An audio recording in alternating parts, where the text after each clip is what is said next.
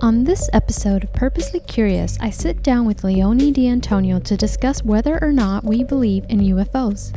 In our discussion, we delve a little into the infamous Area 51 and also dig into a lesser-known encounter known as the Battle of Los Angeles. Get nice and cozy as we get out of this world, as this episode starts now.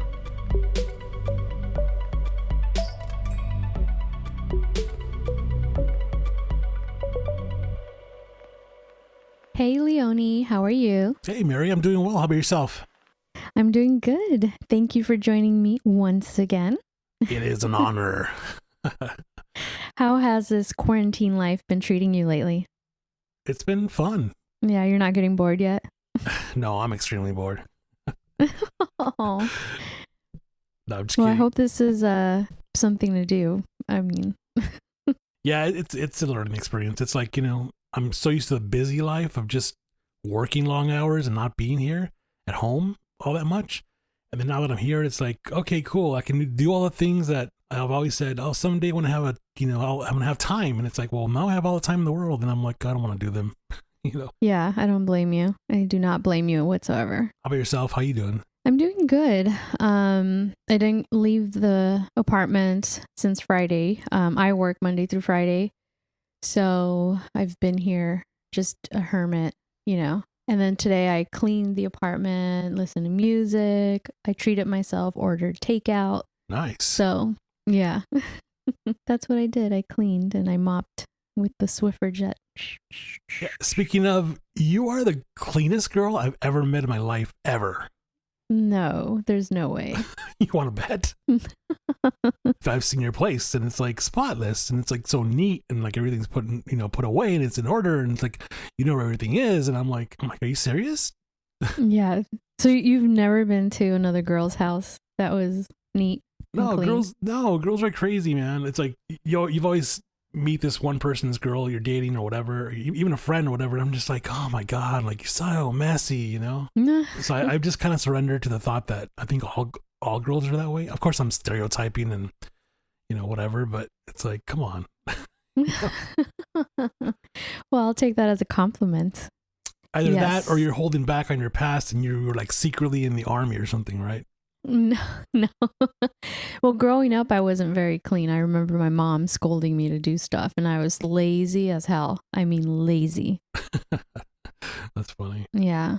But not now.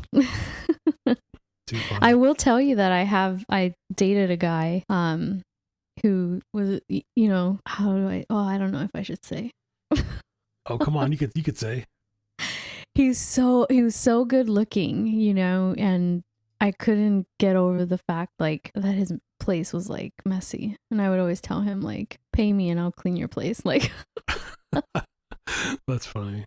Yeah. I mean, oh Lord. guys are that way too. It's like, I've plenty of guy friends who are the same way. It's like, beer bottles from last week, pizza boxes. I'm like, dude, what are you doing? But So, okay, before, I don't want to get too sidetracked, but no, let's get sidetracked. yeah, he would open he would open the fridge. So he has like this where his kitchen has like a little bar. And so I would be sitting in the stools on the bar and I would be looking to the kitchen while he's cooking or whatever he was doing. And he would always open the refrigerator. And there was this, oh Lord, I want to say like a green pepper that was not in a bag or anything on the bottom shelf. That was like half cut, like it was upside down. It looked horrible, right? Right. So I never mentioned anything. And I was like, well, I want to see if it's always there. And weeks went by and it was always there to the point where I was like, ew, like. That's funny. Yeah. I don't know why. It's funny. That was one of my annoying things about that dude. For the whole time we dated. In the next episode of Dating Mary, we discussed the dating habits of Mary's, dates. Oh God. Well, right now I'm not dating at all. But that was one of those things. And I don't think I'm necessarily the cleanest person, but I take what you say as a compliment. But I just thought I'd mention that was one of those things that really bugged me with that one person. Too funny. Anyway, but the reason I wanted to, well, not the reason I wanted to have you, but I wanted us to talk about UFOs on this episode. And I wanted to ask you, do you believe in UFOs? I do believe in UFOs. I've not seen one, but I think that there's a lot of evidence out there that points to the direction that perhaps they do exist. Perhaps. Yeah, but I'm going to be cautious with that because I'm going to use the word UFO exactly how it's intended to be used, as unidentified flying object, meaning that it could be ours, meaning the Earth, some technology we created, or theirs, meaning that they probably came from some other planet or galaxy or universe or something, Right. One of the things that, as you guys know, Trump is our president here in the US, and a lot of people would have that joke, oh, now we're going to know if aliens exist now that he's president because he can't keep his mouth shut. So that joke went on it was like a meme. It was hilarious, right? And so, we were like, okay, he hasn't said anything. And then I think, was it like a year down in his presidency, he was like, I'm going to make a space force. And I told my friend, I think that's him admitting that they exist. Like, well, I mean, the Space Force is now an official part of the military. Mm-hmm. It's the first actual branch that's been added since, God knows how long now. Could be wrong, but I think the Coast Guard was probably the last branch to be added, I think. But here's a funny thing. If you think the government's ever going to reveal whether or not we have UFO technology or we've been visited, you are wrong. You know how I know that? How? Look how people have been reacting to this damn virus pandemic. Yeah. It's like people panicking, going to the stores and fighting over toilet paper and cleaning supply. I'm like, look, we're not ready to know the truth. And the government now knows that for a fact. They're like, yeah, American people, we're not going to tell them. But they have been releasing information, to the fact that there is UFOs. I think was it the FBI? No, I should have looked this up before. I'm looking it up right now. But this one was U.S. Navy just confirmed these UFO videos are the real deal, which was videos that they actually released. What year was it that they released them? The clips released between December 2017 and March 2018. It's from footage from 2004, and it's all over the internet, and they did confirm unidentified. The USS Nimitz videos?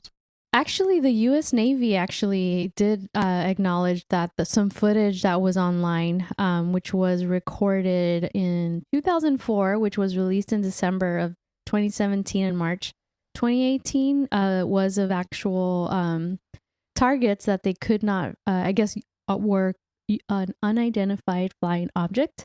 And the videos have been circulating online. And you kind of see the shape vaguely, and it moves in a way that a lot of our technology does not move. And so you can look that up online, and the U.S. Navy did say that was true. Yeah, I remember that story. It was the USS Nimitz, the pilots that were performing these maneuvers off that aircraft carrier here, not too far off the Pacific coast, I believe. And a similar incident happened on the East Coast. So it was somewhere near, I think it was Catalina Island off the coast. I'm not sure if it was like 50, 60 miles away. But anyways, these pilots saw, that strange looking shape, which they called the Tic Tac. And they could not identify any kind of geometry to it except to say it was like a Tic Tac shape. And they tracked it. And they tracked it from like 80,000 feet. Dropping to sea level, and then even coming out of the ocean and then going to 80,000 feet and then disappearing. So it's like, it was leaked online a couple years ago, and the Navy basically said, yeah, the video is legit. And then funny enough, I think it was January of this year, they went back and said, yeah, that video is classified, so we can no longer talk about it. I thought that was really mysterious that it's like the pilot who took the video released it online, and then now they're going back and saying that, yeah, they don't acknowledge it. So I'm like, okay, whatever that was, it's definitely something real, but we don't know what it is, Yeah. Do you think, obviously UFO is considered a modern phenomenon, but do you think, some of the accounts go way back into ancient times? I think so, definitely. There's a lot of evidence. I like watching those shows from time to time, the ancient alien shows, and stuff. And they claim there's like hieroglyphics and markings on all these ruins and pyramids that go back from Mayan, temples, Aztec temples, and they kind of they pop up again in Egyptian times and also in Far East, the Indian. So it's kind of weird that these markings show up in different places, and they kind of allude to the fact that there were something that was flying, visited that race. So it's kind of like, oh, sure, you could say it's left up to interpretation, right? But it's like, how else would you interpret that? Yeah. Now, whether or not they saw these things as gods, who knows? Maybe these were alien beings that were visiting us a long time ago, and the people didn't know how to interpret that, so they saw them as gods and worshipped them as gods, and that's what they painted and illustrated and documented. But we just really don't know. Yeah, which I believe there's a high probability that may be the case. I myself, when I went to Peru, got on a private jet to go over the Nazca lines, and I mean, it's incredible to see. Like, I ask myself, how the hell did they know that they were making these lines and these shapes? They take up so many miles.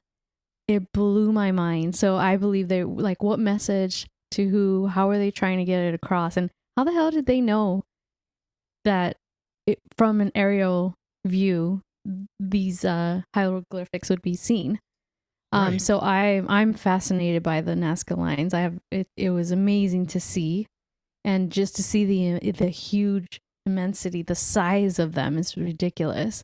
So I do believe that there could be. I know, if I believe in God, but I also, I'm not necessarily very religious, but I'm open to the probability that it's like you said, the way we interpreted, our ancestors, right, interpreted something coming from the sky. It could be a probability. Who knows? In Nuremberg, Germany, on April 14th, 1561, there was about thousands of citizens who saw this celestial battle, is what they called it, where they saw strange shapes that seemed to launch projectiles towards each other. And so there is like portraits, like actual paintings that kind of show these fights back then, which they say could be the first mass sighting that people actually like listen or assume that that's what the thousands of citizens were seeing. Right. And then apparently 5 years after that in Switzerland, they had a very similar thing where they depicted a celestial battle just like they did in Germany 5 years ago. And also artists, because back then there wasn't no pictures or anything, right? The artists depicted it like a celestial battle. And so that was two different countries, literally like 5 years apart. So some people think that could have been aliens. I did look up the portraits, and they do look very similar, and they're like medieval, but I find that very interesting. So I do believe that they do go way back. And then the Bible, in the Old Testament, Right. there's a thing called in the book of Hebrews, the Ezekiel's wheel, which is basically in that book, he basically was describing a wheel that was in the sky, and then the wheel had a wheel inside of it that would rotate. And so some people feel like, was he referring to a unidentified flying object, a UFO? There's a whole theory behind that, the fiery chariot with creatures and fighting, similar thing, like a celestial battle. Right. So it comes up in several different ways and forms.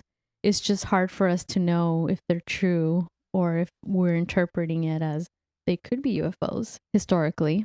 Right. So I don't know what your take is on that. It's interesting to look at that and I mean, because the question is, well, are we being visited today? You know, and Mm-hmm. because back then, humans were much more primitive, right? And maybe much more, intelligent as well and modern, and maybe they had some sort of technology back then that's far greater than what we have now, but maybe civilization collapsed, and they lost it. I mean, who knows, because there's so many interesting things that are being documented. But looking at today and how much technology we have to detect, I mean, we could detect black holes, millions of light years away, so it's like we should be able to see if we're being visited, right? I mean, Yeah. if something came here, and they came to visit us, and if they're among us. So I tend to believe that, our civilizations, the people on Earth here that were living during those times, were visited, and maybe they were too primitive for the beings that were visiting, and beings just left. Maybe they left with some resources. Maybe they left with some humans. Who knows? Maybe they took the DNA to colonize another planet, maybe, to seed Well, another planet. There's that theory, even within NASA, they have a theory they call the theory panspermia, which means how, one of the theories of how life on Earth came about, they think we came from somewhere else, mm-hmm. like somebody brought us from somewhere else and seeded life here, so in essence, we're like the Martians on Earth, we're the aliens on Earth, but yeah, I mean, who knows, you know, I tend to believe that I think those civilizations were visited, and those that came over were seen as gods, and because they didn't know what to think of it, anything that's magic back then, anything that floats, anything that flies, that's probably considered a supreme being, somebody to worship, Mm-hmm. Which makes sense. They did say that supposedly the first photograph of a UFO was taken in 1870 off of Mount Washington, which was a cigar-shaped UFO. Or maybe, like you said, was it a Tic Tac you said Yeah, earlier? in that recent case on Navy, it's definitely Tic Tac shape. They call it the Tic Tac UFO. Yeah, so cigars shape Tic Tac. I've seen the photo, and I can, looking back to you saying a Tic Tac, I can see that also looking like a Tic Tac, and that was taken in 1870, which they do say is authentic, but is it a UFO? We don't know, right? Right. The other thing too is, a lot of pilots believe and they are a big number of accounts of UFOs. As you know, I'm a nurse, and so my goal in life, one of my goals in life, was to ask if I ever had a patient who was a pilot, was to ask, "Do you believe in aliens?" without totally creeping them out. So I had this patient like 2 years ago, and he was a pilot, and I think his son was a pilot. And so, after building some rapport, I got the courage to ask. And, I asked him, I said, I want to ask you, and do you believe in UFOs? And he was like, oh, do I ever? Oh, I've seen them all over the place. Like, that's kind of how he talked. He says he has 100% believes that they are real, because throughout his career, he would see things flying. And he said that a lot of his coworkers, even his son, have seen things flying that they don't think we have the capability of having that technology. And so I was really excited, Wow. Yeah, so that was one of my things is, because a lot of what's documented out there are pilots, I always wanted to ask. And so I thought that was very interesting that he did not say no, it's garbage, or no, he straight up was like, yes, they exist, and I could tell you why. And he told me a few stories, but basically the stories were just of, things that didn't look like planes, just flying in a way that we just didn't have the technology. And again, he's in his 80s right now, so the stuff that he was telling me was probably from like 40 years ago, right? Right. So the technology we have now is far more advanced than it was, back then. So I thought that was really interesting, Yeah, it's interesting that I think a lot of pilots, whether commercial airline pilots or, military pilots, probably more so military pilots because they fly, some secret missions at high altitudes. They probably see stuff all the time.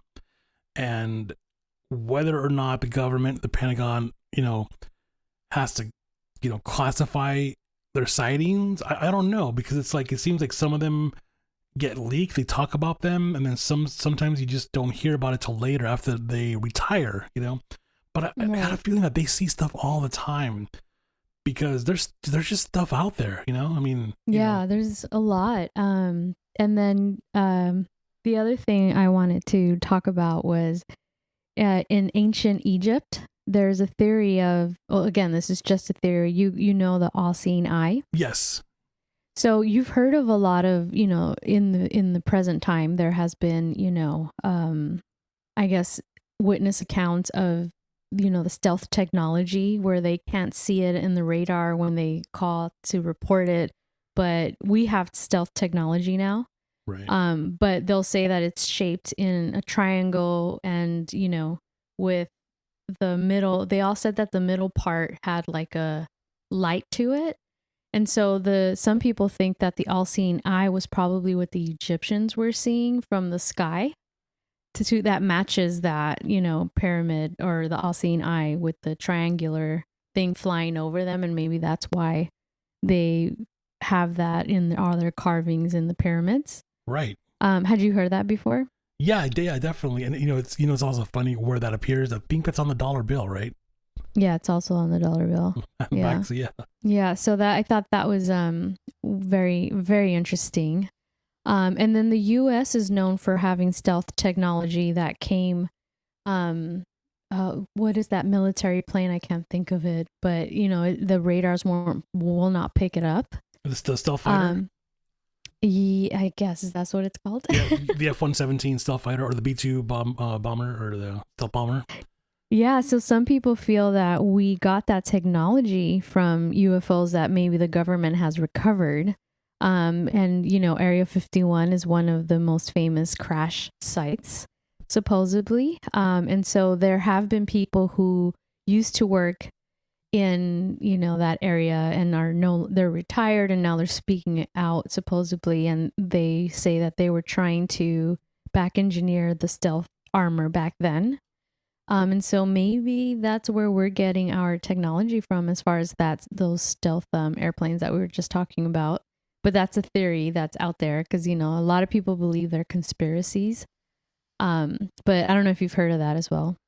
Oh, definitely. Yeah. I mean, there's a lot of, going back to the crash at Roswell, New Mexico, 1947, and you can go back in the papers and find this, I think, where that a UFO crash on a farmer's lawn, or should I say crops, whatever. And I think they had like 500 yards of UFO crash, debris, right? So he called the sheriff and the sheriff called, the military and they came to clean it up. So they took everything from there, from Roswell, New Mexico. They took it to another base. I think it was, I can't remember if it was in Colorado or somewhere. And they took photos of it. Except what they did was they took the weather balloon and they dismantled it into pieces and took a picture of that and claimed that's what was recovered. So the cover-up story, there was a headline that said UFO, crashed in farmers, Roswell, right? And then the military came out and said, nope, that never happened. And the story was a weather balloon crashed, and that's the photos they released. And then it's been later said that even the person posing in the photo, everybody has said that photo has been faked. The story was faked to cover the whole thing up. And the story goes that all that debris ended up in Area 51. And that's what's been studied for years and years and years, and it's really interesting. There's employees from Area 51 that have now come forward to tell about their work and what they've seen. Yeah. And one of them who's really famous is Bob Lazar, and he actually has a documentary on Netflix, I believe. Oh, does he? I haven't. I need to see that. Oh yeah, you got to see it. This is really interesting. And mind you, the guy is scared for his life to this day. Mm-hmm. Like he's like, you know, he won't. You can't find him. He doesn't tell you where he lives. Like, you know, he will do an interview, you know, very rarely. He was actually on Joe Rogan's podcast not that long ago, like a few months ago. I'm gonna have to look that up.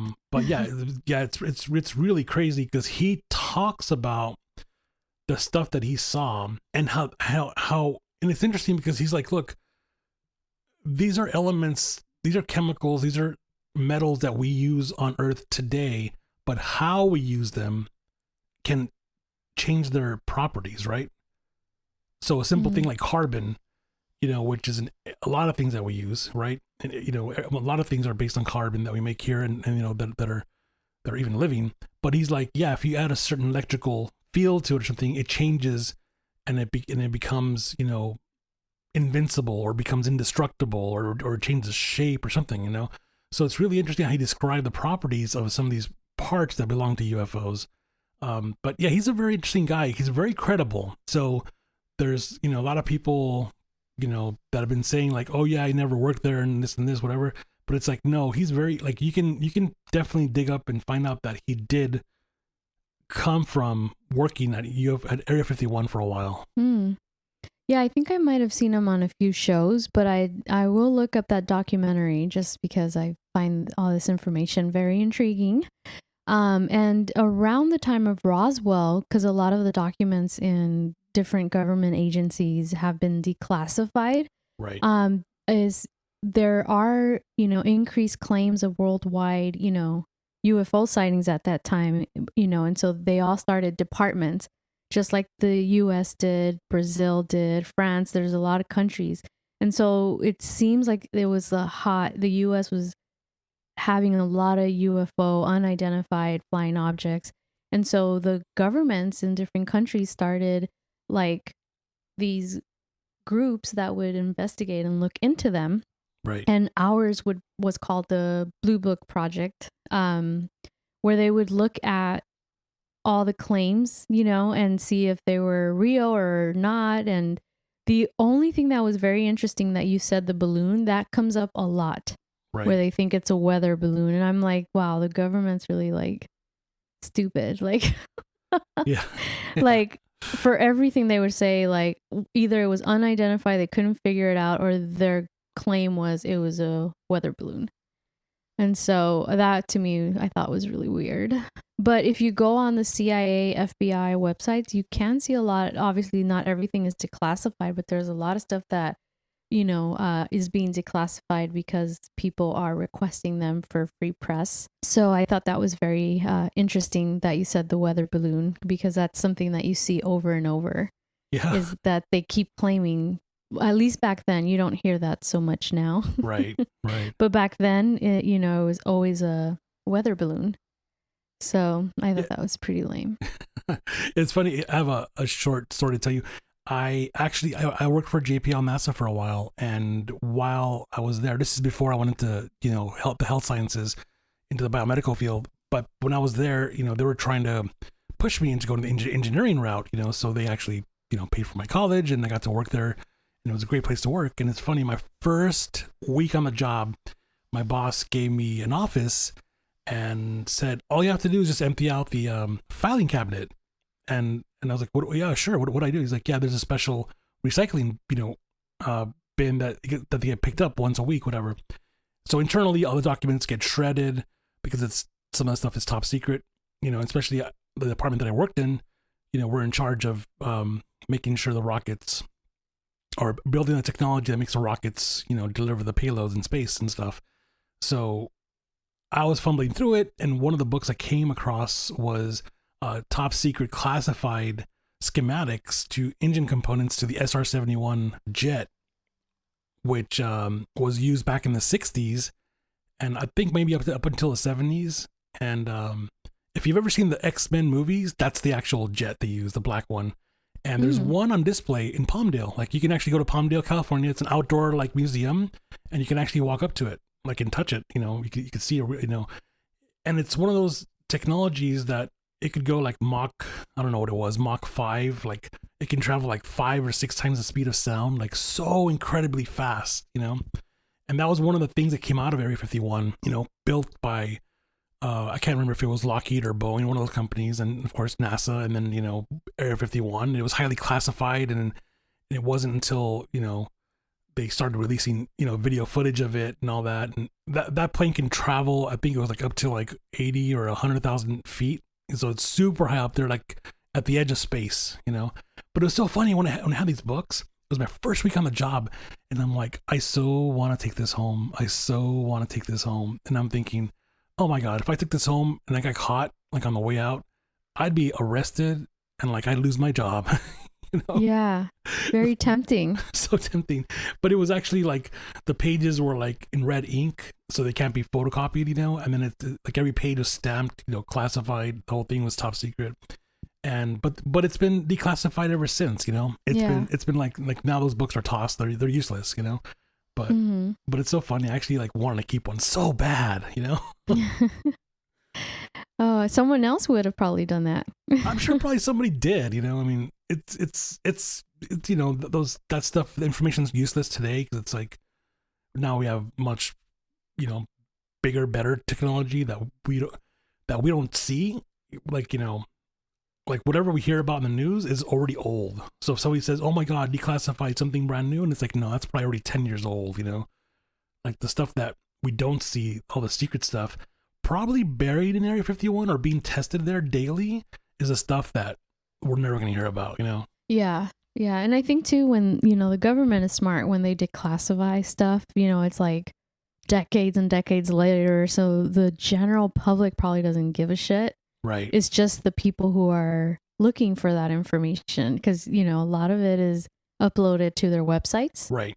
But, you know, the general public doesn't care. So they're really smart when they do that. Yeah, it was kind of like classifying it decades later. Yeah, it was kind of like a Project Blue Book, I want to say. Wasn't that declassified like in the late 90s or it was around there, I remember, because I actually went online and downloaded this stuff, and I was so stoked on them. I'm like, "Oh shit, these are like actual letters and information." And then you look at it and there's a lot of stuff that's blacked out. And I'm like, what the fuck? You know, I'm like, what's going on here? Like, what are they hiding? What are they talking about? You know? Exactly. And there's actual show on the History Channel called the Project Blue Book, where I guess it kind of goes into it. Obviously it's fictional in the sense, but it kind of goes through some of the stories right that were in those declassified documents. I haven't watched the show to really talk about it, but I do know that the History Channel does have a show on that, like a drama with actors. That's awesome. Yeah. The other thing is in the news, have you heard of the Battle of Los Angeles? You know, I can only think of the movie. Unless right. you're talking about Rage Against the Machine. I'm not talking about either. Which when I took my notes, I wrote Battle of Los Angeles. Actually, not the Rage Against the Machine album. But you know what? I actually think I remember what you're talking about. Is that the San Pedro? It was not in San Pedro, but San Pedro does host a yearly reenactment of it, where people come dressed in 40s and military attire. Because I want to say there was some kind of sighting where the military was set up in San Pedro ready to shoot down something that came into our airspace and was claimed to be UFOs. Yeah, so it's probably the same thing, but the aircraft wasn't seen directly over San Pedro. So this happened on February 25th, 1942, and there were about 100,000 people in the city of Los Angeles who witnessed it. Now, keep in mind, this was February 25th, 1942. So we were currently in World War II, right? Prior to this date, I think it was a week or so before, there was a Japanese submarine that had surfaced off of Santa Barbara and actually hit projectiles to this small oil refinery near Santa Barbara, but the damage was very minimal. So I think people were really heightened at that time because of the time, right? We're in the war. Right. But basically, we did have, like you said, there were military searchlights everywhere in Los Angeles, especially because they were afraid that the Japanese would attack the West Coast. And so there was military people everywhere off the coast. And so the account is that there was an object. Some people say there was a lot of objects in the sky. Some people say it was a big object in the sky that they said was unidentified. Now, keep in mind, it could have been Japanese fighter jets, right? Right. What happened is that they, at that point, ordered a blackout, which is basically where they turn off all the lights. And at that point, the military decided to start shooting at what they were seeing. Now, again, there's accounts that it was one big object and another accounts that it was multiple, like objects. So this went on for a while, and apparently from all eyewitness accounts, they kept shooting at it, and nothing. It went unscathed, like it didn't touch it at all. So there was a lot of confusion after the fact, right? So it goes back to what we were talking about, the government kind of going back and forth. Right. So there was LA Times for the next day. It says LA area raided. And so they felt that it was Japanese planes off of Santa Monica, Seal Beach, El Segundo, Redondo Beach, Long Beach, Hermosa, Signal Hill area. And then there was another one that said, did U.S. military attack a UFO over LA? And the Army said that it was real. So the LA Times had this picture that you can find online if anyone wants to look it up, where you have all the searchlights from different parts off the coast, kind of beaming up to this one center point. And if you look closely into it, and people, what do you call it when you get the picture and kind of make it more high? Enhance it? Definition. Enhance it. Right. Yes. People think they see a flying object in the middle. So that picture was published by the LA Times the next morning. And at the time, the military did say that it was a real thing. The Japanese says that it was not them whatsoever. And then there was a lot of confusion after the fact. Did we shoot something down? Did it go unscathed, right? There was a newspaper that I found that said that something did crash off of Vermont and 180th Street. But then after that was documented in the newspaper, and also I think the police department also had it documented, but after that they can't find any other documentation that they ever found anything. So we don't know if the government then came and said it was something, nothing happened there. Right. There are documents that are declassified where they send it to Theodore Roosevelt, and they kind of say, the military head was basically saying he didn't feel it was the Japanese because they didn't drop any bombs. Like it's a declassified document where he basically says, I think there were like 5 reasons and why he felt that it was unidentified. But it could very well be that the Japanese were scouting. But again, it's kind of one of those things that conspiracy theorists talk about all the time, is the Battle of Los Angeles. But it could have just been the hysteria of World War II. But I do want to show you this audio. Let me see if I can get it to play. The unidentified object, which some sources thought might be a blimp, moved slowly down the Pacific coast from Santa Monica and disappeared south of Long Beach. Army officials declined to comment on the possibility that the object might have been a blimp. So that was from CBS the day after. And so they were saying it was a blimp. Wow. That's crazy. Yeah. So the military basically was shooting like crazy. They said there was an estimated 14,000 rounds of anti-aircraft missiles or shots fired at this object or objects. That's a lot. And it's documented in newspaper if you go to the archives. And apparently some witnesses said that they went unscathed. And then, like I said, some people said one of them came down on 180th in Vermont. And then that audio is from CBS the next day saying that, so what that picture that I was telling you where you see all the searchlights like beaming in one area. Yeah. That was taken off of the Baldwin Hills Mountains. And so what people were saying was that they saw the object or objects kind of come in from the ocean, from that Santa Monica area, and go just about where the Baldwin Hills area was, and then started to retreat. And then that audio of the CBS newscast from the day after the radio was when he was retreating, he or the aliens or whatever, or the Japanese. Right. When they were retreating, then they were seen going south off the coast, which is what that audio recording was saying. And then, so that's one of those conspiracy theories. Was it a UFO or was it the Japanese? Everybody was like freaking out. But a lot of people believed, and there was I don't know if he's still alive, but a witness who he says it was not the Japanese. Like it was a like unidentified flying object. But a lot of other people are very skeptical as well. Wow. And then the government kind of killed it after that. And they won't admit it. But the MacArthur Museum in San Pedro actually does a yearly get together on that date to commemorate the Battle of Los Angeles. Wow, that's crazy. And I didn't know that existed until I started to look this up. So hopefully this coronavirus stuff is gone by then. But I'm going to buy myself a ticket and I'm going to dress up. And I'm going to go to that. But I thought this was very interesting. That is. Buy 2 tickets. I want to go too. Yeah, for sure. Sure. That's great. I mean, that's a crazy story, and it's like, how did we forget about that? You know what I'm saying? It's like, how is that not brought up and, talked about and stuff? We always hear about Roswell, Area 51, but they don't ever talk about Los Angeles.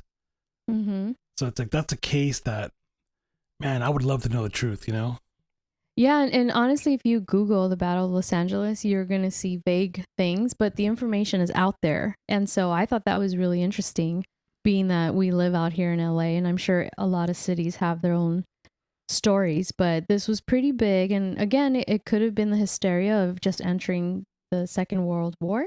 Right. Or it could have been that, there literally was something crazy happening, and it could have been, if you ever have a chance, look up that picture so that you can see that was on the LA Times, the front page, and it's pretty interesting if you take a look at it. But again, I guess we will never know if that was a UFO. Right. Have you met anyone who has ever seen a UFO? It's interesting.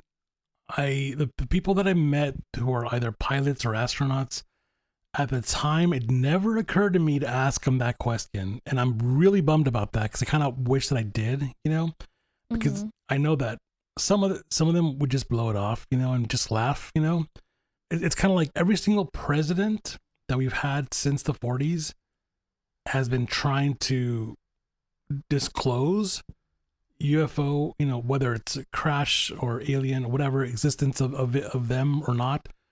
Except for one president, which was President Obama. I think he didn't have any interest, but every other president has had an interest, and they've been unsuccessful. Like, yes. There's got to be like powers that be above them that say, yeah, you don't want to do that, because that could do a lot of harm. I mean, just like I said, just look at how people responded and reacted to food shortages just a couple of weeks ago. And, think about the mass hysteria. If they said, yeah, aliens are real, they've been here for millions of years. I mean, people would probably come out and think crazy things and think like, well, that just killed the notion of God, or, we're not who we are and we're not who we think we are. Maybe we are, it's like it would create so much crazy hysteria, even much more than any kind of virus, pandemic out there, Yeah, and it's funny, I just looked this up right now since you said that, but I did remember that Jimmy Carter was a future president when he filed a report with the National Investigations Committee on Aerial Phenomena on September 18th, 1973, claiming he had seen an unidentified flying object in October of 1969. And this was before he became president. And when you said that, I was like, oh, let me look that up. Because I do remember that document is also declassified. And so he is the only president to have said that he has seen one. on file, which I thought was pretty interesting. I think I heard a story somewhere else that Ronald Reagan, I want to say President Ronald Reagan had a sighting. Oh, really? Yeah. Oh. I remember hearing, like, not that long ago, I read that story, and that kind of surprised me because it's like, I don't think he's ever told that story, or you know, like while he was president. I think it's happened before when he was an actor, you know, years before or something. But I think he had a sighting here in California of all places. Yeah, California is a hotbed. Yeah, right. Yeah, it's crazy because there's actual footage of, you know, what was the prime minister of Russia who resigned recently to Vladimir Putin again. Okay. There's footage of him actually saying that he believes that there are aliens, or he casually says, you know, life from out of this world or whatever. I can't remember what it is, but it's online on YouTube. And so I thought that was really interesting. I can't remember what they were talking about, but it's like it was all over the internet. So I thought that was very interesting. I don't know. I think a lot of people would probably panic if we knew. I don't know. It's just I'm a believer. Let's just say that. A lot of the places that I've traveled to, a lot of them have been because of ancient aliens. So I've seen your travel photos, and it caught my attention because I'm like, wait a minute, you were here, you were there, and yeah, sure enough, like all the hotspots for ancient aliens. Oh my God, yes, he's been there. So I had been to Chichen Itza, and we had taken like a tour, and the tour guide was like, you know, kind of, I think he was annoyed because they are historians that are tour guides in Mexico. Right. And so he was kind of annoyed that I guess he probably always got, you know, the aliens. And so he was like, you know, our people were very smart. You know, that's how they, you know, built it. It wasn't because the aliens told him to, but you can kind of hear the saltiness in his voice. And then I kind of put my head down because I'm like, oh man, that's why I'm here. Like, right. Because of ancient aliens. Like, I felt guilty and almost embarrassed that's why I felt like he was talking down to me. I was like, damn. That's funny. Well, let me ask you, what are your thoughts about Area 51 specifically? Like what do you think is there? I mean, I know there's a military base. Based on what I've seen, I do believe there's a crash of some sort. If it wasn't for how shitty the U.S. government kind of retracted on, you know, the news clippings from back then, I would have, it's almost like they shot themselves in the foot. Does that make sense? Yeah. From them saying it was something they didn't know, there was a crash, to them posting a picture, and all of a sudden, days later, you know, it's a balloon. This is the balloon. I feel like they did themselves a disservice. Right. So I do believe that something out of this world crashed.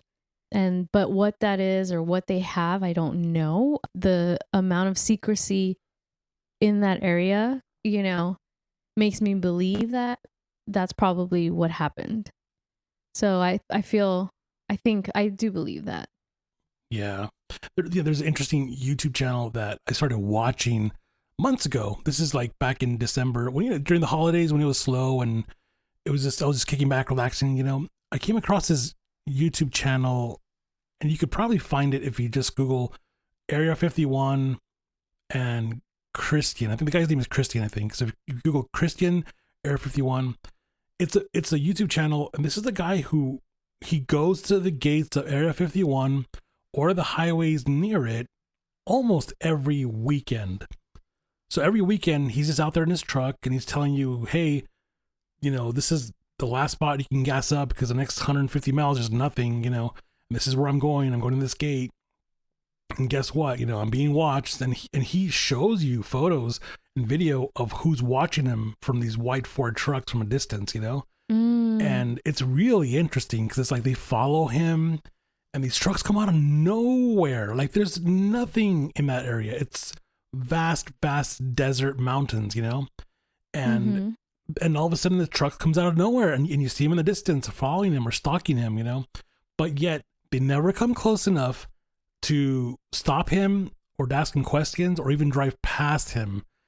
And if they do so at such a high rate of speed, which you can never catch a photo or video of their faces. So you never see the identity of these guys. So Yeah. they're obviously some kind of paramilitary that protect the base, their security, obviously. And, you know, they're watching your every move. So people think like, oh, it's so cool, let's go to the gate. And it's like, you know, I don't know if you want to be harassed or arrested, you know, because they don't take that lightly. Like, interestingly enough, sure, it's some kind of military installation, but you don't see military guarding the base on the outside. The guys that are guarding are like probably ex-military, you know, and these guys, you know, they're not there, you know, to take a joke. Like, you know, if you take photos in the wrong direction, yeah, they're fully business, you know. Yeah. So it's a really interesting, but yeah, check out his YouTube channel. It's really fascinating because it's like, you know, he'll tell you what gate and, you know, all these little tidbits about Rachel, Nevada. And, you know, even, there's a great bit that I saw where he was at, I can't remember, I think it was the Mandalay Bay in Vegas. And he's at the hotel and he's showing you all those planes. Those are all going to Area 51. And they have a call sign. They have a call sign of Janet, you know?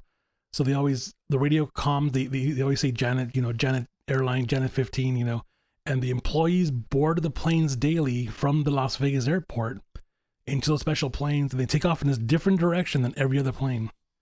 And they literally just, you know, fly for 30 minutes and land in that base. But it's so weird that these people hide in plain sight. Like, you can never figure out who works there, what they look like. You know, they're probably wearing disguises, you know? Yeah. And they, you know, obviously they're all scientists, obviously, you know, but, you know, but they probably sign a non-disclosure contract. Oh my God, in blood, I'm sure, you know. That's scary. But let me ask you this: what do you think about alien life? Like, do you think that we've been visited? Do you think that they're here among us? Are you an alien? I am an alien, actually. Thank you for asking. No. you know I can verify that, right? No, can you? Yes, I can. I can tell if you're from Earth or not. Okay. How do you think I can do that? I don't know. You tell me. Give me a guess. Come on, just. Let's see. I don't know. I'm sorry. So the first thing people would say, oh yeah, you would just take, you know, Mary's blood and analyze the DNA, right? Okay, maybe, but that's not going to tell me a full story. The interesting thing about being from Earth and being from a different planet is that everybody on Earth that's from here has been exposed to something that's deep in our bones that shows up and it can basically be traced, and that's how you can say, yep, that person was from Earth. It's radioactive chemical called strontium-90, and we all have that in our bones. Every human has that because of all the nuclear testing from back in the 40s and 50s and 60s, all the radiation that, you know, went into the groundwater, the air, the atmosphere, the oceans, whatever, you know, and we, you know, were born and we consumed animal life and water and plants and all that. So it's in our bones.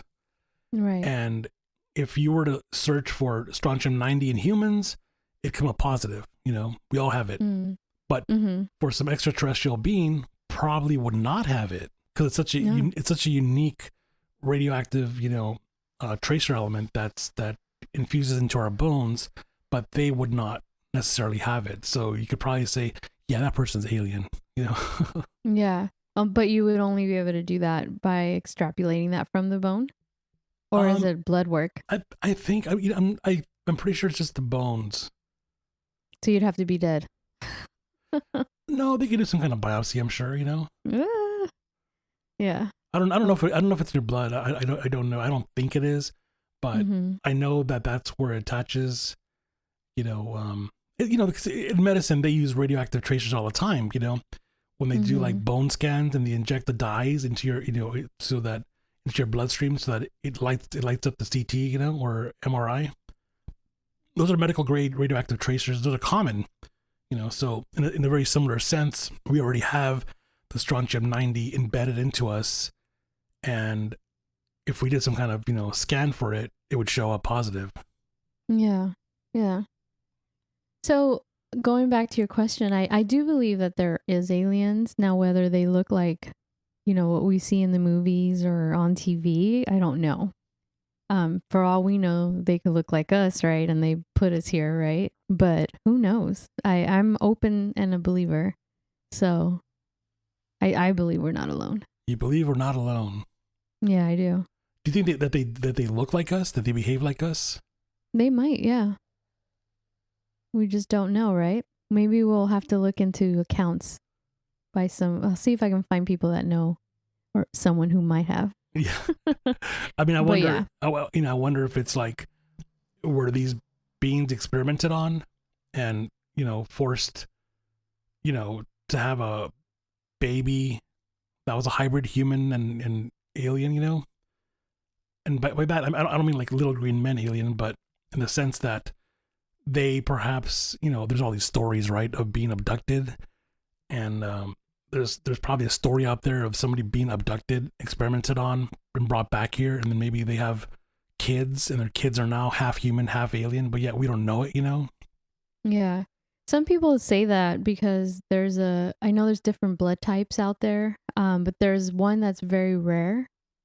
I can't remember which blood type it is, but one of my best friend's daughter has it, and she's also one like me, and so she was like, I was watching this documentary and they were talking about the alien blood type, blah, blah, blah, and that's my daughter's blood type. Like, it's very rare. That's funny. And I can't think of what it is, but yeah, I don't really follow any of the abduction stories at all. I'm more into the, the technology and, there's theories that the Germans were working on technology that they think was probably inspired by UFOs. And there are documented, declassified documents also that talk about certain technology that they were trying to use, but they never got to it, thankfully. Right. But I don't know. I don't know why I've never really been interested on abductions, but I do believe in aliens and that we're not alone. I don't necessarily think that they're here to hurt us, or else they would have already. There are stories of nuclear accidents that were about to happen that are also well documented, and people said that they saw like UFOs come and like, stop it basically. And if you look that up, that's also online. Right. But who knows? Maybe they're trying to save us from each other. It's one possible theory. But bringing us back to what you were saying, with us being in quarantine, there is a meme that I saw of, I don't know if you've seen it. UFOs have this human on, it's a cartoon, right? On the like surgical table, and they're like, why aren't you scared? And they were like, oh, I just want to get out of the house for once, They were just happy to get out of the That's house. hilarious. That's hilarious. So I thought that was cute. So speaking of abductions. Right. I want to ask you about pop culture a little bit here. So I used to be a big fan. Well, I'm still a big fan. There's this radio show that's syndicated called Coast to Coast AM, and it's on 600 markets around the world. So it's the biggest radio show around the world, and they deal with stuff like alien abductions and hauntings and paranormal stuff and UFOs and Area 51. So all their guests on the radio show are all credible, legitimate people with degrees and people that work for NASA and astronauts and scientists and, and numerologists and all that, so a really fascinating show. So back in the day when the host was Art Bell, one night I was listening to this show, okay? And it was a guy that called and claimed to work at Area 51, and he sounded very panicked. And it's so creepy because it sounds like he's being chased, and he's calling from some payphone or something at the time. This is right at the time where payphones and cell phones were not super common yet, It was just on the cusp. So people were still using payphones. So he was calling and calling on the show and telling them a story about, that he's panicking and he's being chased and he works at the base, and what we all know about aliens is not true, and it's even worse. And it's just, there's bad things are going to come, and like a lot of weird, creepy things, right? Mm-hmm. And then the phone call goes dead. And he was just left wondering, that, like, whoa, like what was that? Like, is this guy for real? Can you call back? It's like, so for many years, people thought that whoever this person was may not be around anymore. He might have been tracked down or chased or something, or arrested, or who knows, right? Mm-hmm. But I know for a fact that you're a fan of a little rock band called Tool. Yeah. And in what was it, in 2001, around there, was it, when Lateralis came out, the album? Mm-hmm. On that album, Lateralis, there's a hidden track that has this very audio I'm just telling you about. Oh, wow. It's on the track, it's called Faye Be Oid. It's the hidden track, and that translates to the voice of God. If you listen to that track on the Tools album, it has this very guy who called in that radio show, Art Bell, that I was listening to back then. That's crazy. So I know the Tool guys are big UFO, fanatics as well and stuff like that, So I thought that was really crazy when that album came out, and I was listening to it, and I'm like, there's a hidden track here. And I told my friends about it because they didn't, this is back when you were skipping through CDs, right? And it's like you skip the track, whatever, 6, 7, or 8, and 9, and but you missed it. But yeah, if you listen to it, it's the phone call that I just told you about, the guy that was calling, the paranoid guy. So I thought, man, that's crazy that it popped up on a record of a rock album that I really love, Yeah, that's very interesting. And it's funny that you mentioned that because Blink-182's Tom Yes. Tom DeLonge is also someone who believes in UFOs, and he's financed a lot of the research going into it. I thought was very interesting, and I almost felt like, yeah, that's my boy right there. He believes in the same shit I do. Yeah. And he's putting his money where his mouth is. Yes, he is. And he actually, so that UFO sighting from the USS Nimitz, the pilots, that whole thing, he's like behind that. Like, he's been pushing to like look deeper into it. In fact, there's like a mini series, I can't remember what it's called. It might be like UFO Unexplained or something like that, where him and his team, okay, so Tom DeLonge actually got a team together of legitimate people, right? And he actually talked to Congress people, and he talked to the actual pilots, right? And he talked to like people in the Navy and the Pentagon. So he actually got legitimate people like to talk about this. And it's really fascinating that he's using his, stardom in pop culture, right?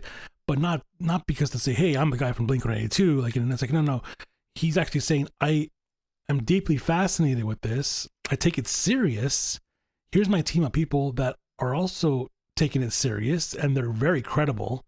And we want to investigate. We want the truth. We want to know what happened, So he's behind a lot of that disclosure of the pilot who came forward a couple years ago and told the story of what happened back in early 2000, whatever it was, about the USS Nimitz, the sighting, the Tic Tac UFO. So if you Google Tic Tac UFO, you'll see the actual footage of what the fighter pilots were watching in live, from their cockpit, and the jets off the coast of Southern California, as they were tracking this thing that was just hovering or traveling at a speed that was so fast and then suddenly completely disappear.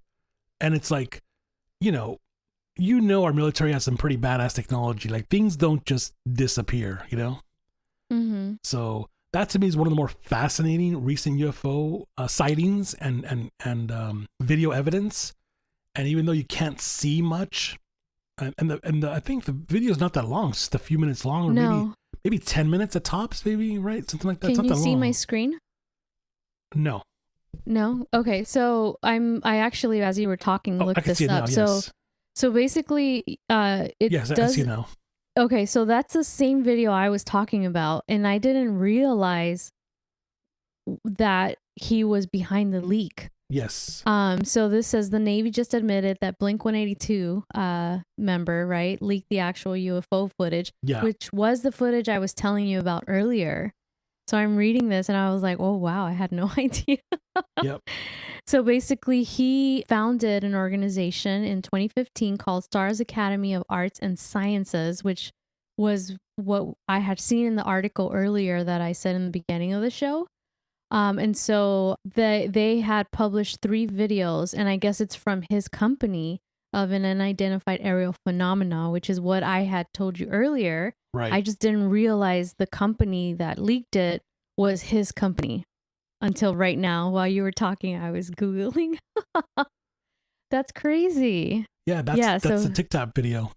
Yeah. Okay. So that is amazing. So he's serious. He wants to get the information out there. Yeah, and I watch those experts very carefully, because some of them are some of the best astrophysicists in the like, let's say, private sector that build, weapons and aircraft for like Lockheed and Boeing and all that, and they're on record saying there's no fucking thing on Earth that can move like that. Right. Like, there's nothing that can make that turn. There's nothing that can go from 80,000 feet to sea level in half a second. There's nothing. It's like a total 360.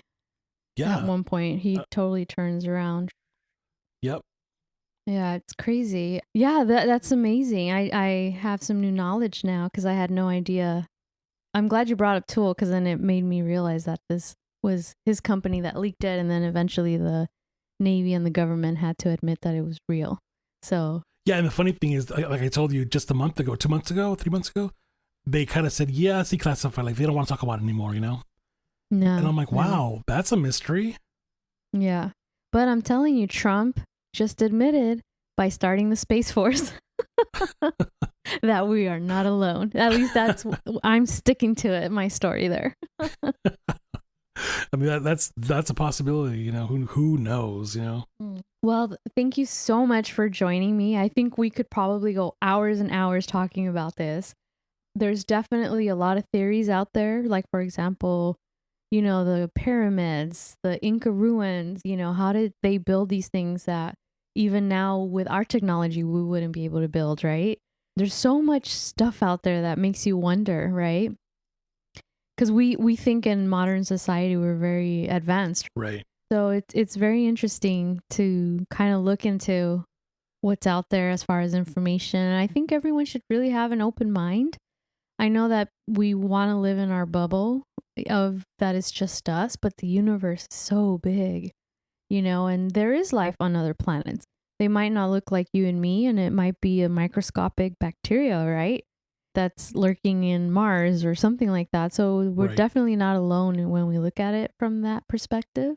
But if there is a lot of secrecy from NASA, government agencies, other governments. So I believe there's a probability that, who am I kidding? I know we're not alone.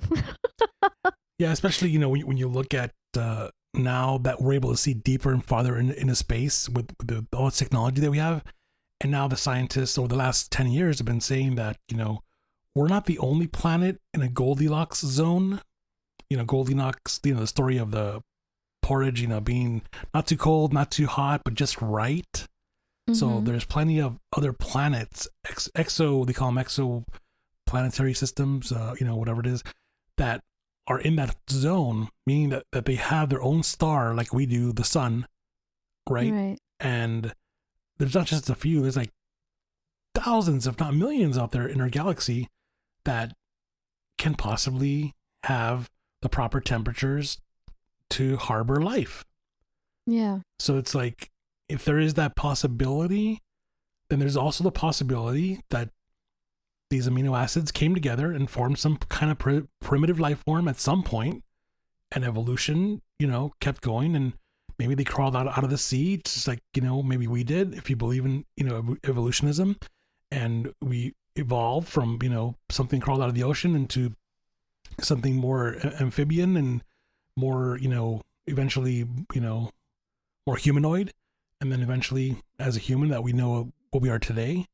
Or maybe they're not evolved and they're still, like you said, a bacteria form, but maybe deadly, or maybe they did evolve into little green men.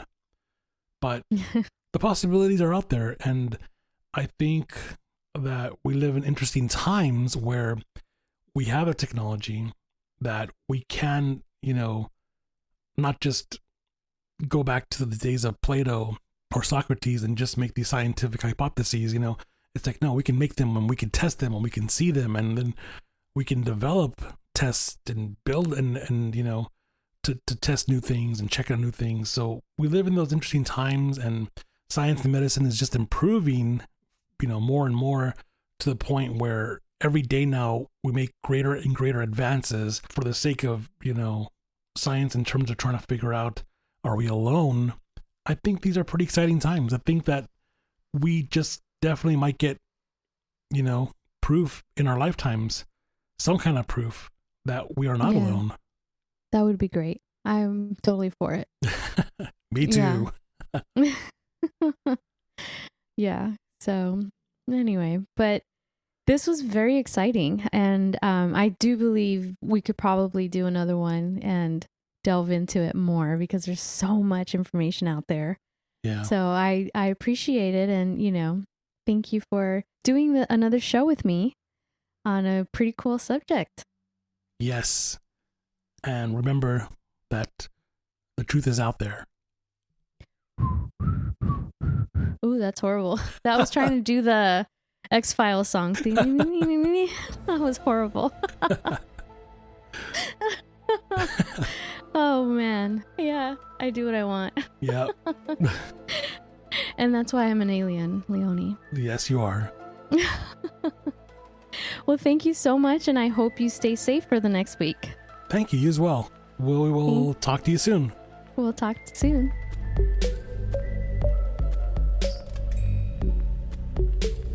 That was episode 5 of the Purposely Curious podcast. Make sure to subscribe on Apple Podcast and Spotify, and follow us on social media at Purposely Curious on Instagram and at Purposely C Pod on Twitter. That's Purposely, the letter C, Pod. Until next time, beam us up.